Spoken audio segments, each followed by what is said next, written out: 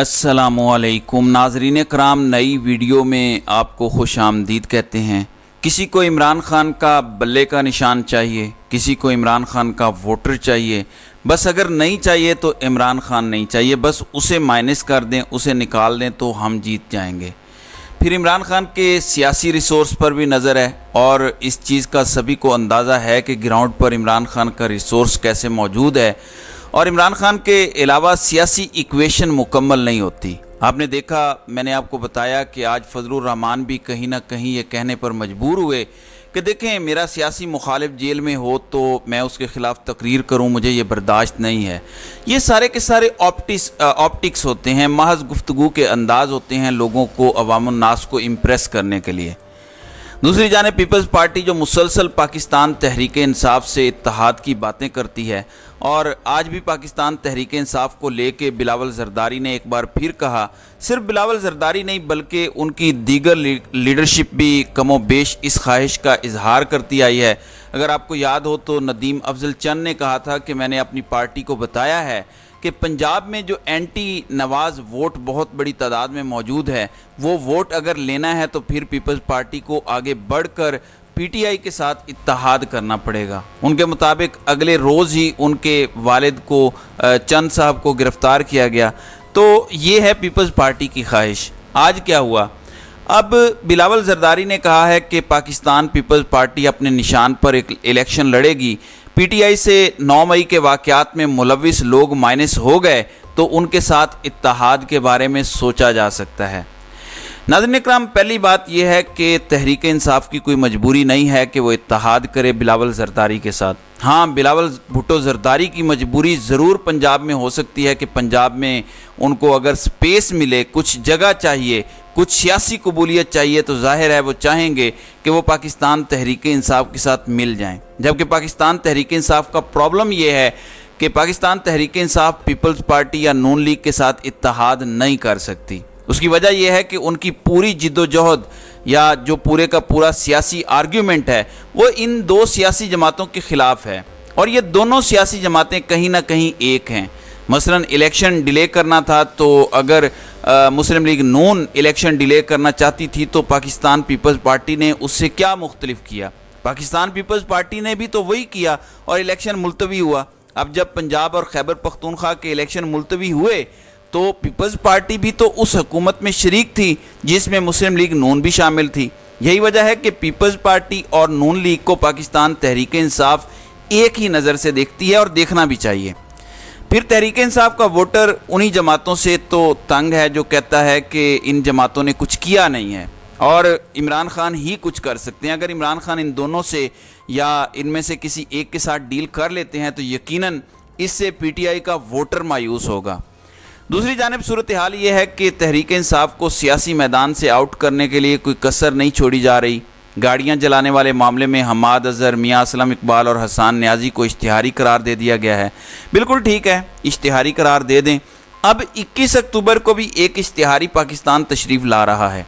कानून की नज़र में वो एक मफरूर, इश्तिहारी और कन्विक्टेड शख्सियत है, तो क्या हिम्मत होगी उनको गिरफ़्तार करने की? किसी की मजाल तो हो उनकी तरफ देखे। उसकी वजह क्या है? उसकी वजह यह है कि अब उनकी इस्टेब्लिशमेंट के यहाँ कबूलियत हो चुकी है। वही इस्टेब्लिशमेंट जो पिछले लंबे अरसे से सहाफ़ियों को बुला कर इनके करप्शन के सबूत दिखाया करती थी और कहा करती थी कि ये लोग करप्ट हैं, आज उसी इस्टेब्लिशमेंट को ये लोग अच्छे लगने लगे हैं।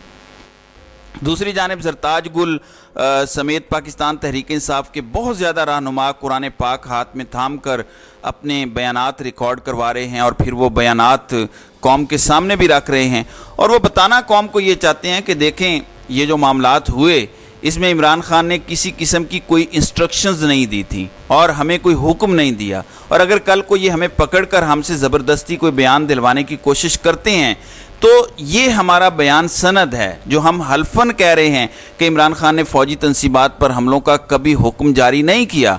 अब कोई कुरान पाक पर हाथ रख के ये बयान दे तो मुझे समझ नहीं आती कि कोई उसका इनकार कैसे करेगा। मैंने इस पर कल भी बात की थी कि मिसाल के तौर पर वो शख्स अगर गलत भी कह रहा है, वो झूठ भी बोल रहा हो, वो उसका और खुदा का मामला है। मेरे सामने तो कुरान पाक का तकद्दुस है, मुझे तो उसकी खाई गई कसम को तस्लीम करना है।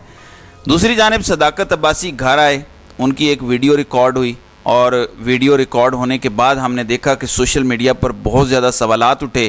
لوگوں نے کہا کہ یہ شخص تو غائب ہی نہیں ہوا تھا، اپنی مرضی سے گیا تھا، اب دوبارہ آ گیا ہے۔ پھر انہوں نے کہا کہ ویڈیو بنانے کی ضرورت کیا تھی، گھر والے اپنے تھے، ان کو ملنا چاہیے تھا۔ پھر یہ بھی سوال کیا جاتا رہا کہ ویڈیو کس نے بنائی یا یہ بنوائی گئی۔ اب خبر اس وقت یہ ہے کہ شعیب شاہین جو پاکستان تحریک انصاف کے حال ہی میں ترجمان مقرر ہوئے ہیں، ایک وکیل ہیں، ان کے مطابق صداقت عباسی کی فیملی سے ملاقات کروائی گئی ہے۔ ملاقات کے دوران ان کی ویڈیو بنائی گئی ہے اور پھر ان کو واپس لے جایا گیا ہے۔ واپس دوبارہ لے جانے کا کیا مقصد ہے؟ پھر اس کا مطلب تو یہ ہوا کہ ویڈیو پورے اہتمام کے ساتھ بنائی گئی ہے اور ویڈیو کے بعد یہ سارا کچھ ہوا ہے۔ چلیں اس کو دیکھ لیتے ہیں، اس کا کیا مقصد ہو سکتا ہے۔ آنے والے دنوں میں مزید ڈیولپمنٹس ہوں گی، یا کہیں ایسا تو نہیں ہے پھر ان کا انٹرویو ریکارڈ کرنا ہو، کیونکہ عادل شاہ زیب والا انٹرویو تو ڈان نیوز نے چلایا نہیں تھا، تو کسی اور چینل پر کوئی اور کامران شاہد یا کوئی اور دنیا نیوز موجود ہو تو ان کے ذریعے شاید کوئی نیا ڈرامہ کریٹ کرنا مقصد ہو۔ دوسری جانب مریم نواز پاکستان تحریک انصاف کے جلسوں کو لے کر کوئی بڑا چیلنج قبول کر بیٹھی ہیں۔ پچھلے اتوار بھی ایک جلسہ ہوا، اس اتوار مریم بی بی نے آج ٹھوکر نیاز بیگ جو لاہور کا علاقہ ہے اس کے قریب ایک جلسہ کرنے کا اعلان کیا ہے، اور بتایا یہ گیا ہے کہ 20 ایکڑ پر مشتمل یہ جگہ ہے۔ چلیں یہ اچھی بات ہے، ایک کھلی گراؤنڈ ہے اور اس پر پنڈال سجایا گیا ہے، بڑا سٹیج لگایا ہوا ہے وہاں پہ۔ اب یہ قومی اسمبلی کا حلقہ NA 135 بنتا ہے، تو بتایا گیا ہے کہ 20 ایکڑ پر مشتمل یہ پنڈال ہے، اور مسلم لیگ نون کا یہ دعویٰ ہے کہ 20,000 کرسیاں ہم نے لگائی ہیں۔ ظاہر ہے 20,000 کرسیاں لگی ہوں تو وہ بہت بڑا اجتماع ہوتا ہے۔ اگر تو مسلم لیگ نون واقعی آج کوئی بہت بڑا اجتماع کرنے جا رہی ہے تو پھر ظاہر ہے ہماری ذمہ داری ہے کہ ہم گراؤنڈ سچویشن آپ کو دکھائیں اور آپ کو بتائیں کہ لوگ کہاں سے آئے ہیں، لوگوں سے بات کی جائے، تو انشاءاللہ یہ ذمہ داری بھی بھرپور طریقے سے ہم ادا کریں گے۔ اب ناظرین اکرام، آج جو جلسہ رکھا گیا ہے، اس جلسے کے سلسلے میں بتایا گیا ہے کہ کرسیوں کا انتظام تو ہے ہی، ساتھ کھانے کا بڑا وسیع انتظام کیا گیا ہے۔ بتایا گیا ہے کہ کل آج کوئی چکن وکن بھی کھلایا جائے گا، نان بھی ساتھ ہوں گے، اگر آپ کوک کے شوقین ہیں، پیپسی پینا چاہتے ہیں وہ بھی ساتھ ملے گی، اور کھانا بھی ٹیبل پر ملے گا۔ یعنی اگر آپ چاہتے ہیں کہ آپ کو کھانا ملے تو آپ کو اپنے ٹیبل پر بیٹھنا پڑے گا۔ ٹیبل پر کھانا کب ملے گا؟ ظاہر ہے مریم نواز جب خطاب کر چکی ہوں گی تو اس کے بعد کھانا ملے گا۔ اس کے لیے آپ کو مریم نواز کی پوری تقریر سننی پڑے گی، اور تقریر سننے کے بعد کھانا آپ کی ٹیبل پر آ جائے گا، تو آپ کو اپنی سیٹ سے اٹھنے کی ضرورت نہیں ہوگی۔ معلوم نہیں یہ جو پلان یا حکمت عملی ہے اس جلسے کو کامیاب بنانے کے پیچھے وہ کتنی کارگر ثابت ہوتی ہے، کوئی قباحت نہیں ہے۔ اس سے پہلے ان پر ایک بریانی والا ٹھپا ہے، اگر وہ بریانی سے آج چکن قورمے پر جانا چاہتے ہیں، نان شان کھلانا چاہتے ہیں اور ذرا باعزت طریقے سے کارکنوں کو بٹھا کے کھانا کھلانا چاہتے ہیں تو اچھی بات ہے۔